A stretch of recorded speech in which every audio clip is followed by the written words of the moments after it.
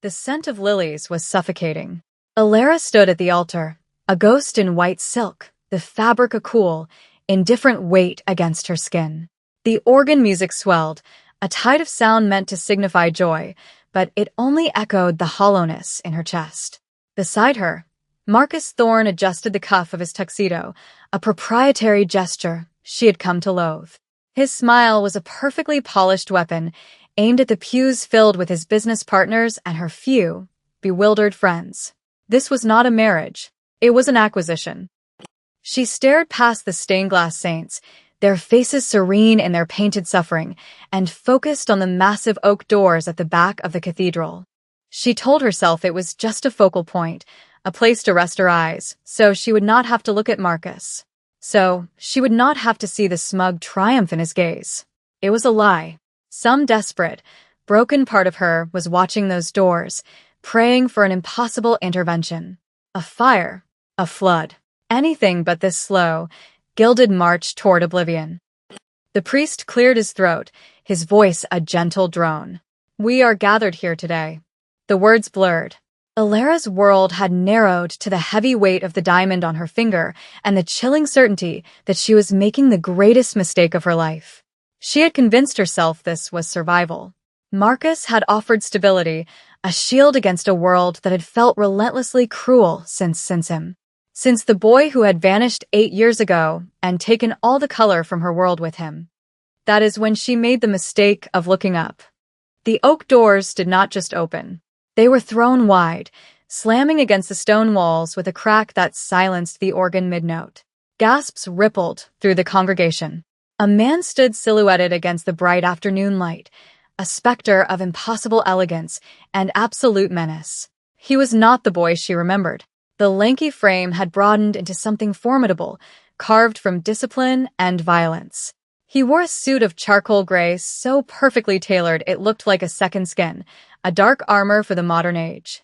His black hair was cut short, severe, throwing the sharp planes of his face into stark relief. But it was his eyes she recognized. They were the same, dark, intense, and fixed on her with a predatory stillness that stripped the air from her lungs. Quan Jinwoo. He moved into the cathedral, and the room seemed to shrink around him. 2 other men, equally severe in their dark suits, flanked him, their gazes sweeping the room with a cold, professional assessment that had nothing to do with a wedding. They moved like the room owed them space. Marcus stiffened beside her, his hand clamping down on her arm. "Security," he hissed, his voice tight with fury and a flicker of something else. Fear. "Get him out of here." But his security guards, large men in ill-fitting suits, hesitated. They looked at Jinwoo, then at the men with him, and a primal understanding passed between them. They were dogs facing down a wolf. Jinwoo's focus never left Alara. He walked down the aisle, his polished Italian shoes making no sound on the marble floor. He moved like a king returning to his territory, his presence an indictment of every choice she had made since he had left. He stopped at the foot of the altar, his gaze flicking to Marcus's hand on her arm. The look was brief, but it was enough. The temperature in the cathedral dropped 10 degrees. "Let her go," Jinwoo said. His voice was deeper than she remembered, a low rumble that carried the weight of command. It was not the voice of the boy who had sketched her portrait in charcoal by the Han River. This was the voice of a man who gave orders and expected them to be obeyed without question. "Who the hell do you think you are?" Marcus snarled, pulling Alara closer. The diamonds on her finger dug into her skin. "This is my wedding." Jinwoo's eyes met Alara's. The world fell away. There was no Marcus, no crowd, only the silent, devastating question in his gaze. "How could you?" Then he looked back at Marcus, a flicker of something cold and dismissive in his expression. "This," he said, the word precise and lethal, "is over." He took another step forward, his hand moving to the inside of his jacket. It was a subtle movement, but it sent a wave of panic through the room. Then he spoke to her, and his voice, though low, cut through the terrified silence. "You're not marrying him." It was not a plea. It was not a question. It was a statement of absolute fact, delivered with the certainty of a death sentence. Before Marcus could react, Before Alara could even process the collision of her past and present, Jinwoo's men moved. It was a blur of surgical motion. One had Marcus by the arm, twisting it behind his back with an audible crack of bone. Marcus roared in pain, his grip on Alara finally breaking. The other man was suddenly beside her, a firm but not unkindly hand on her elbow. "This way, please." Jinwoo was already turning, walking back down the aisle as if the matter was concluded. He didn't look back, as if he had no doubt she would follow. And the terrifying part was he was right. She was frozen for a heartbeat, the white silk of her dress pooling around her feet, a symbol of a future that had just been incinerated. Then her feet moved, carrying her away from the altar, away from Marcus's enraged, pain-filled shouts, and toward the man who had shattered her life once and had just returned to do it again. She was bundled into the back of a black sedan with tinted windows. The door shut with a heavy, final thud. Jinwoo slid in beside her, the scent of him filling the small space, cedar and something sharp, like winter air. He said nothing. He simply looked at her, his dark eyes cataloging the pearls sewn into her bodice, the tears she refused to let fall. The car accelerated smoothly, pulling away from the curb and leaving the cathedral, her life, and the man she was supposed to marry behind. The silence between them was not empty. It was a chasm filled with 8 years of unanswered questions and unspoken pain. "What have you done?" she finally whispered, her voice trembling. Jinwoo's gaze dropped to her hands, clenched in the lap of her ruined wedding dress. He reached out, his fingers brushing hers. His touch was cool, a shock against her feverish skin. It was accidental, professional, yet it sent a jolt through her entire body. "I stopped you from making a pact with the devil," he said, his voice devoid of emotion. "You should be thanking me." The car sped through the city, a dark, silent vessel carrying her away from one cage and, she suspected, straight into another. She stared at his profile, the hard line of his jaw, the unrelenting set of his mouth. This was not a rescue. It was a claim. And what she did not know yet was that Kwon Jinwoo had always finished what he started. The penthouse was a monument to wealth and paranoia. Floor-to-ceiling windows displayed the glittering expanse of Los Angeles, a kingdom of light spread at their feet. But the glass was thick, bulletproof, and the silence inside was absolute, hermetically sealed from the world below. The decor was minimalist and cold, black leather, chrome, and stark white walls. It was a fortress, not a home. "Where are we?" Alara asked, her voice swallowed by the cavernous living room. The train of her wedding dress dragged behind her, a soiled white banner of surrender. "A safe place," Jinwoo answered, shrugging off his jacket. He draped it over the back of a chair, the movement economical and precise. Underneath, he wore a crisp white shirt and a black leather shoulder holster. The sight of the weapon nestled against his ribs was a stark, brutal confirmation of what he had become. "Safe from what?" "From my own wedding," she demanded, anger finally cutting through the shock. "You had no right, Jinwoo. You can't just disappear for 8 years and then storm back into my life and destroy it." He turned to face her, his expression unreadable. "Your life was already destroyed. You just hadn't realized it yet. Marcus Thorne is not a legitimate CEO. He's a trafficker, a snake who deals in weapons, information, and human misery.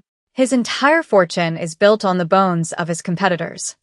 Alara stared at him, her mind reeling. "You're lying," but even as she said it, a cold dread coiled in her stomach.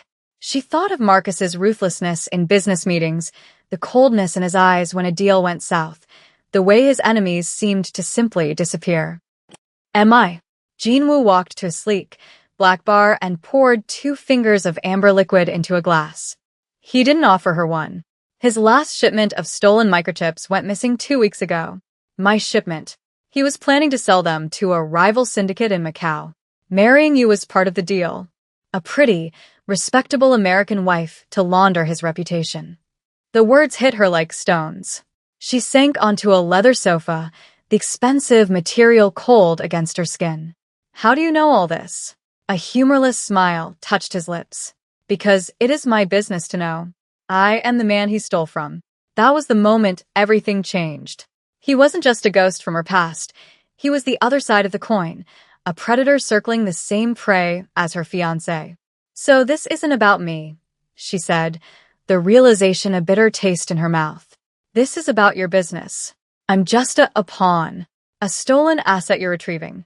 He was silent for a long moment, swirling the liquor in his glass. The city lights cast shifting patterns across his face, making it impossible to read his thoughts. "When I left Seoul," he said finally, his voice low, "I did it to keep you out of this world. I thought if I cut you out of my life, you would be safe. I told myself that your safety was more important than my own happiness." He looked at her then, and for a fleeting second, she saw a flicker of the boy he had been, a flash of vulnerability in the depths of his guarded eyes. This was his wound. Her. The choice he'd made that had cost him everything. "Seeing you at that altar, about to bind yourself to a man like Thorne, it was a failure I could not permit. He would have used you, and when you were no longer useful, he would have discarded you. In my world, we have a name for that.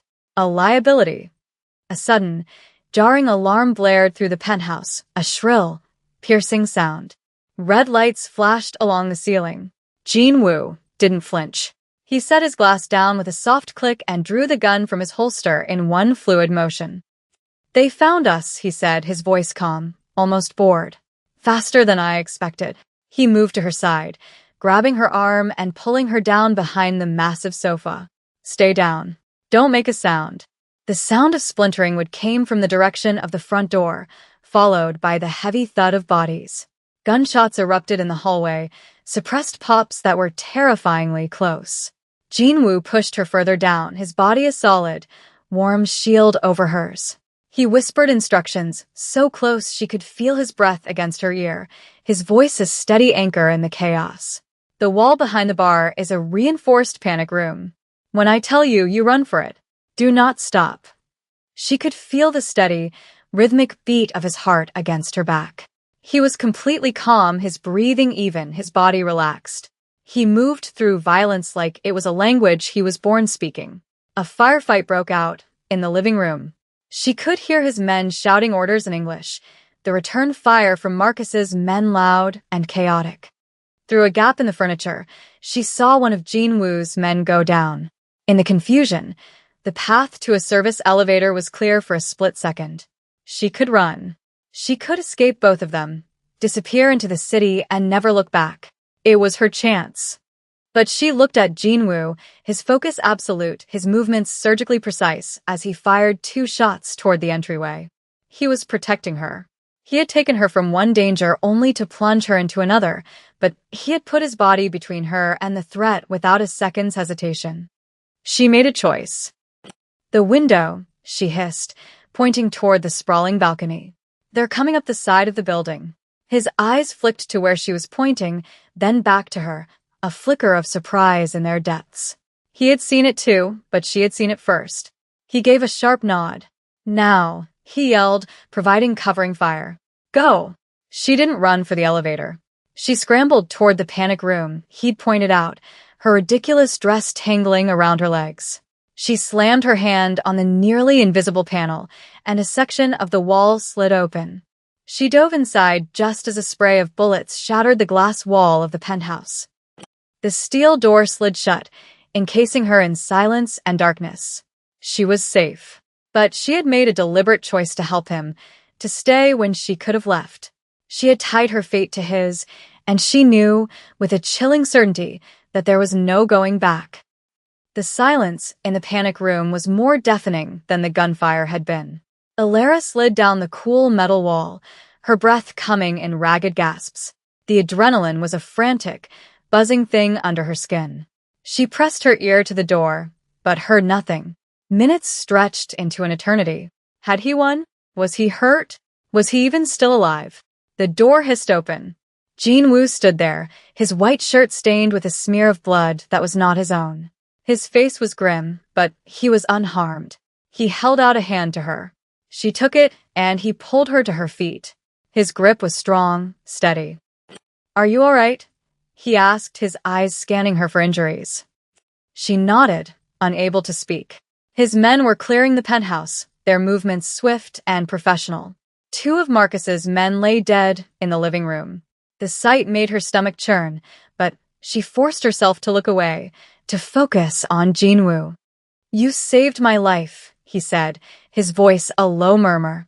"You saw them before my men did." "You were shielding me," she replied, her voice barely a whisper. "You would have been exposed." They stood there for a moment, the chaos of the room fading into the background. It was the first charged moment between them that wasn't born of anger or shock. It was a silent acknowledgement of a shared survival, a trust built under pressure, not comfort. He was still holding her hand. She became acutely aware of the warmth of his skin, the callous strength in his fingers. He noticed it at the same time, and his gaze dropped to their joined hands before he quickly let go, as if burned.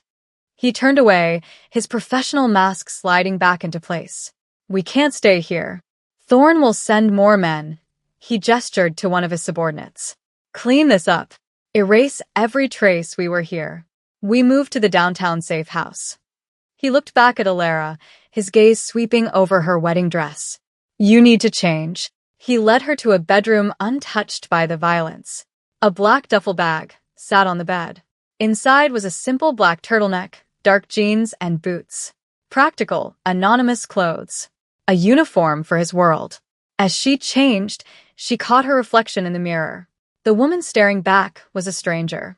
Her hair was coming undone, her makeup was smeared, and her eyes were wide with a fear that was slowly being replaced by a hard, unfamiliar resolve.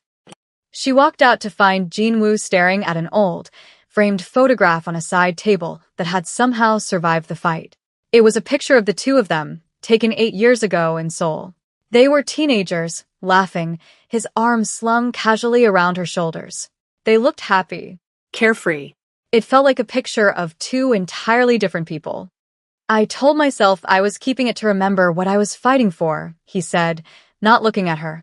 "I think maybe I was just keeping it to punish myself." He turned, and she saw the war in his eyes. The man he was now fighting the boy he used to be. She wanted to hate him for leaving, for becoming this cold, lethal stranger. But seeing that photo, hearing the raw pain in his voice, she felt a different emotion stirring. A dangerous, unwelcome empathy. In the new safe house, a sterile apartment in a nondescript building in Koreatown, the tension between them grew. Days bled into a strange routine of shared silence and watchful proximity. He spent hours on encrypted calls, his voice low and sharp as he orchestrated a war she couldn't see. She watched him, learning the landscape of the man he had become. She saw the way he never sat with his back to a door, the faint, silvery scar that sliced through his left eyebrow, the way he would sometimes rub his thumb over the back of his wrist, a nervous habit from a past he couldn't completely erase. She caught herself watching him. He caught her watching. Neither acknowledged it. One evening, while researching Marcus Thorne on a secure laptop Jinwoo had provided, she found it. It was a file buried deep in a server, protected by layers of encryption she only bypassed by guessing a password, her own name. It wasn't about Marcus. It was about Jinwoo. The file contained a single, grainy security video. It was dated 6 months prior. It showed Jinwoo in a warehouse confronting a man. An older man who looked at Jinwoo with a mixture of fear and familiarity. Jinwoo spoke, his words inaudible. The man pleaded. Then Jinwoo raised a gun and fired a single, precise shot. No hesitation. No remorse. Just cold, surgical execution.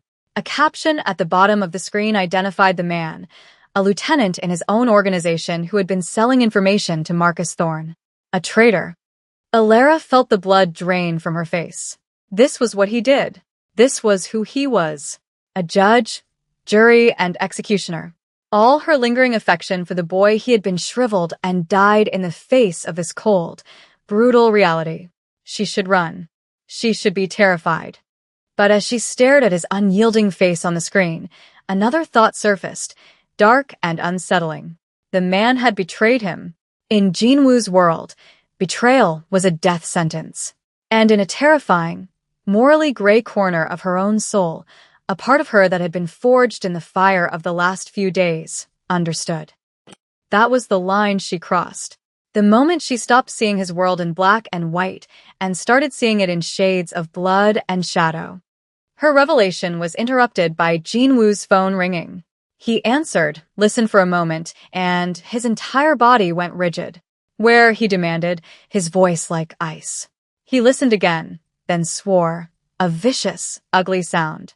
He hung up and looked at her, his face a mask of fury.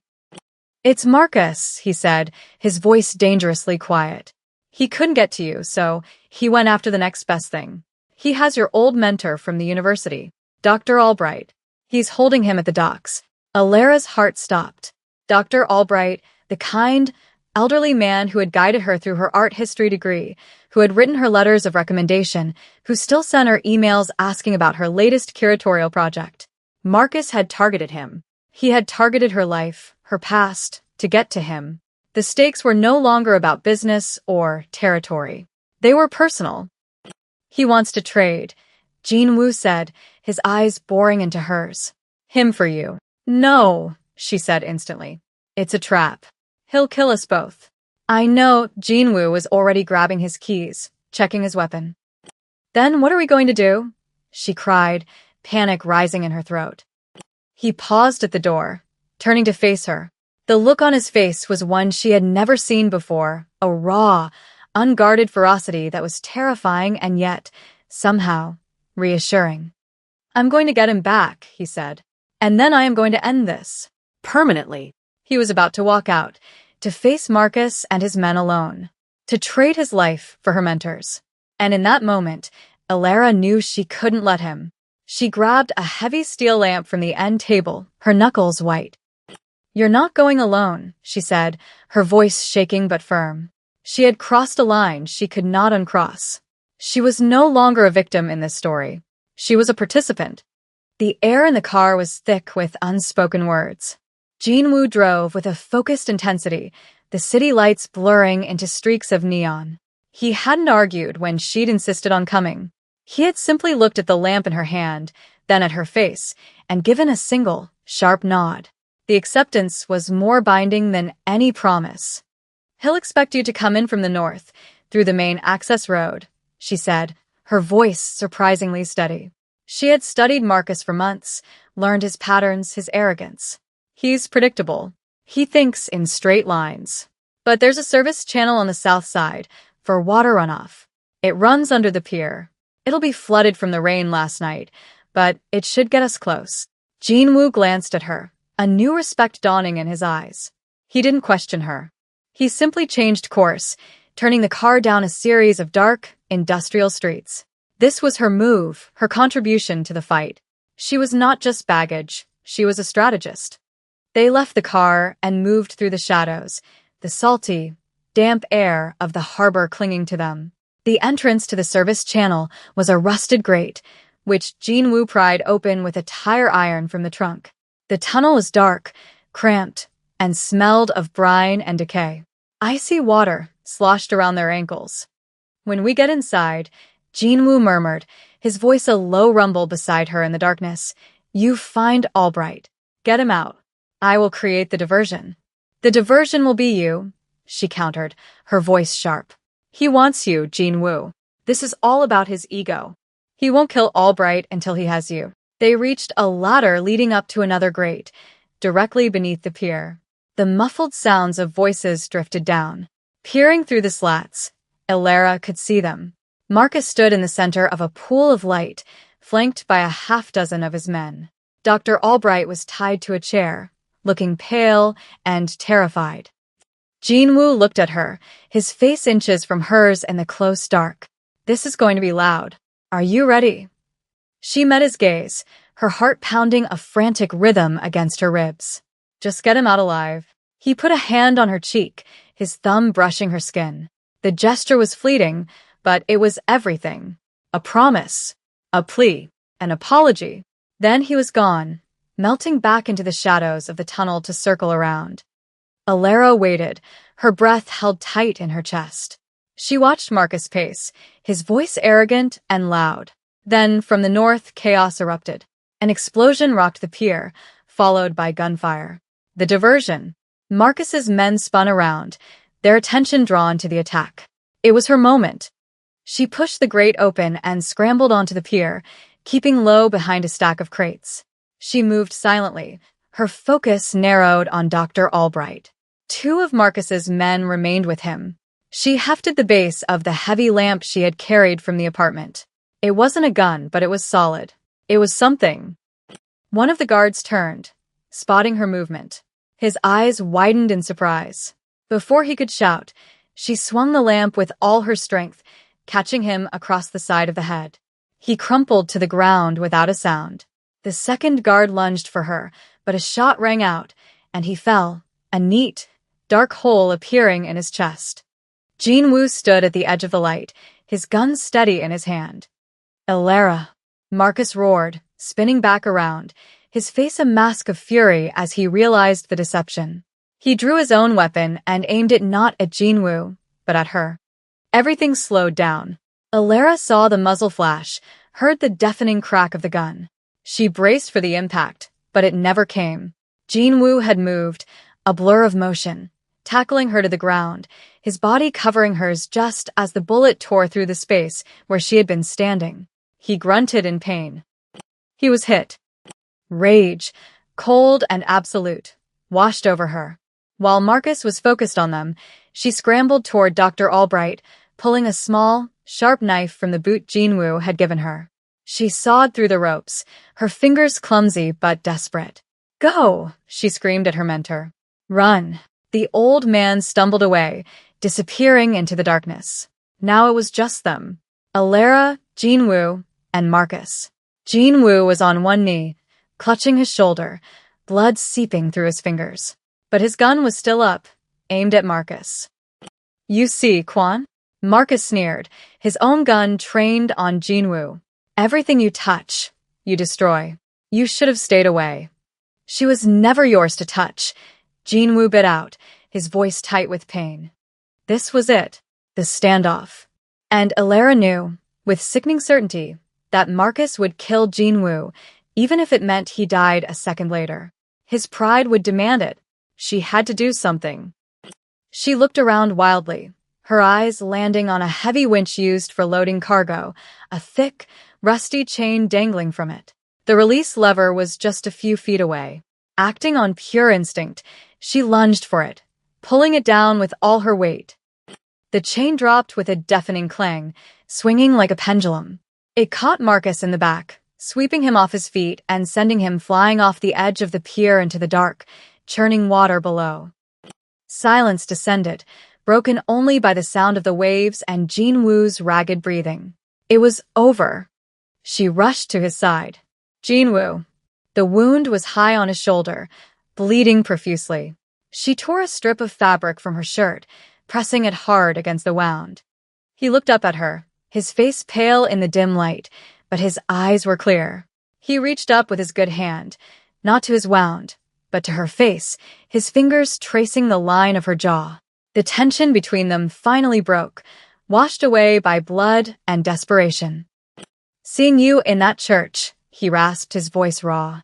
"It was like watching the only clean thing in my world be set on fire. I couldn't let him have you." Tears she hadn't even realized she was holding back finally fell. "I told myself I hated you for leaving," she whispered, her voice choked. "It was easier than admitting I was waiting." He pulled her closer, his forehead resting against hers. It wasn't a kiss. It was something more profound. A collision of two worlds, two souls reforged in violence. The cost had been paid. Her old life was gone, burned to ash. Dr. Albright would be safe, but he could never be a part of her life again. She was a ghost now, tied to the criminal underworld. Jinwoo was wounded, his empire shaken by Thorne's betrayal. Nothing in their world was free. He finally pulled back, his gaze intense. "My empire," he said, the words a solemn vow, "is worthless without its queen." It was not a proposal. It was not a declaration of love. It was a statement of fact. His world was dark, dangerous, and built on a foundation of violence. And he was offering her the throne beside him. He watched her, waiting for her answer, giving her one last chance to walk away. "This world, it will never be safe," he said, the warning clear in his voice. Are you sure? She didn't hesitate. She looked at this man, this killer, this king, this boy she had once loved, and saw not an ending, but a beginning. She took her hand from his wound and placed it over his heart, feeling its steady, strong beat beneath her palm. It was a choice. Her choice. Later, back in the silent fortress of the downtown penthouse, she finished stitching his wound, her movements careful and sure. The city glittered below them, a galaxy of oblivious souls. It was a kingdom of glass and steel, of secrets and debts. He stood behind her as she looked out the window, his presence a solid, comforting weight. He didn't touch her, but she could feel his gaze, a silent claim that was more possessive than any embrace. The life she had known was over. The woman she had been was gone, lost somewhere between a white wedding dress and the smell of gunpowder. She was not a curator. She was not a bride. She was the architect of a king's survival. And in the cold, dangerous clarity of this new reality, for the first time in 8 years, she felt like she was finally home.